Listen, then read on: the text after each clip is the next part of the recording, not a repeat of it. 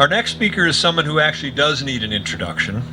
His name is Mike Ruby, and I asked him to speak today because he was there 50 years ago at the beginning.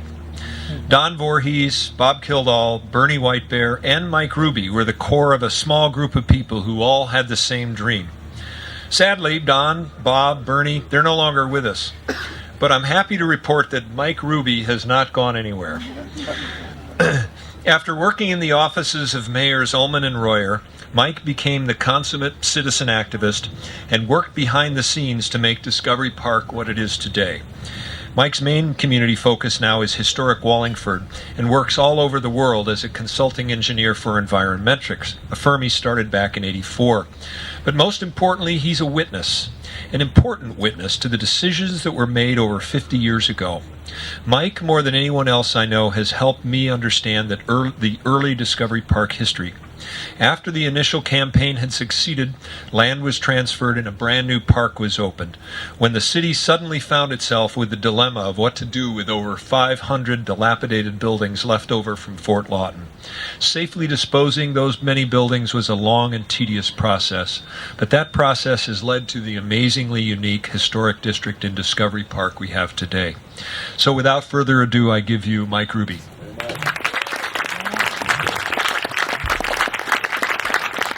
Thank you, Phil.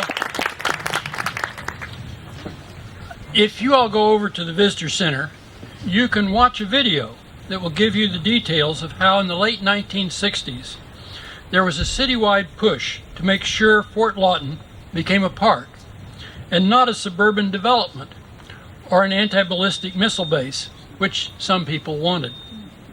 When it finally came time to develop the park, a plan was needed for the Fort Lawton property. Seattle Parks Commission interviewed several candidates and chose Dan Kiley, a nationally known landscape planner from Vermont. Kiley and his team toured Fort Lawton and on several occasions met with both city staff and a group of local park activists. Finally, in the fall of 1972, he delivered a report on his vision for the park.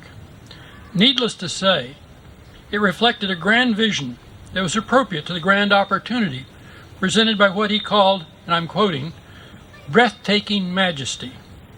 He was also impressed by the, and quoting, magnificent vistas, the stretches of tidal beaches, the stands of native trees, the meadowlands. He observed that a park site, its potential, is bounded only by the vision and resolution of those into whose hands it is entrusted.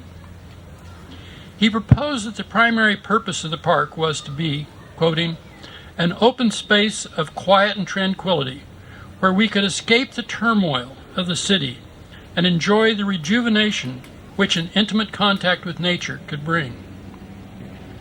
To that end, he proposed that private vehicles should not be allowed into the heart of the park and that any structures should be, quoting, screened and buffered so that they will have the least adverse effect on the natural beauty of the site.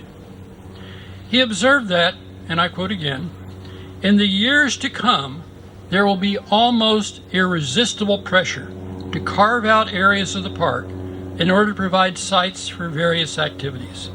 The pressures for those sites may constitute the greatest single threat to the park. It must be resisted with resolution. His observation came true soon and often. Dan Kiley had assumed that all the Army buildings would be removed, but others wanted to save most of them. Negotiations resulted in a smaller number of buildings in a landmark historic district and a solemn promise by the city that none would ever be occupied in order to meet the goal of not attracting automobiles into the park. Then, it was not long before a proposal came forward as an initiative to the people to develop a golf course on the site. It was rejected by the people with an overwhelming no vote. In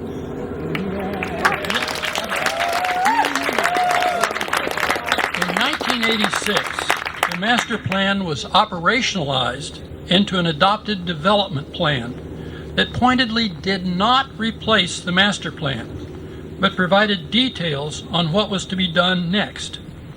Although in excerpted form, the development plan specifically repeats the primary function and goal for development of the park that had been laid out by Dan Kiley.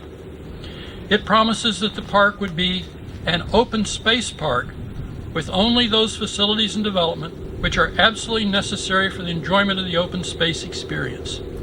It acknowledged Kiley's concerns about automobile access, identifying parking areas, such as the one behind us, on the periphery of the park, and limiting vehicles to the main entrance road and access to the flagpole area of the historic district.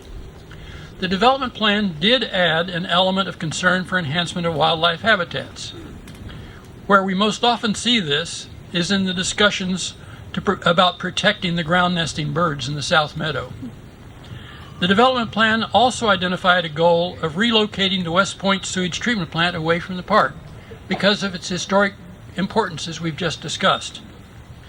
In fact, we came within one vote on the Metropolitan Council of doing exactly that. Unfortunately, the representative from Bellevue changed his mind at the last minute. The development plan also called for the removal of the FAA and the NOAA antenna facilities. Perhaps future improvements in air traffic control technology will allow that. The long-term vision laid out for the park by Dan Kiley came closer to fruition over the years as several additional parcels of Fort Lawton retained land were transferred to the city. Thanks to the nonstop advocacy of Friends of Discovery Park, these sites were cleared and restored. Most recently, the 30-acre Cape Heart housing site was acquired in 2019. It's now filled with plantings and wildlife, and I invite you to go down and walk through it. It's a magnificent result. One more parcel still remains to be transferred, the Brack property, which maybe some of you are aware of. When Fort Lawton was formally transferred from the Army to the city, a dedication ceremony was held just right over there. President Nixon's daughter came to represent the federal government, but it was Mayor Wes Ullman who made the formal dedication of the park. He quoted from Alan Paton, "Cry the Beloved Country," giving the narrators deep feelings when looking out across the South African valley of particular beauty.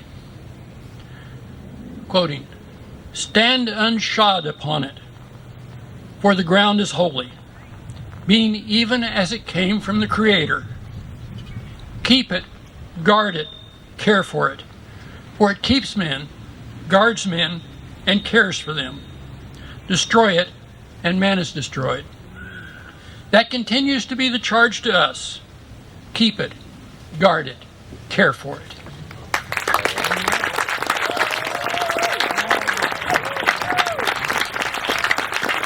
Mike Ruby.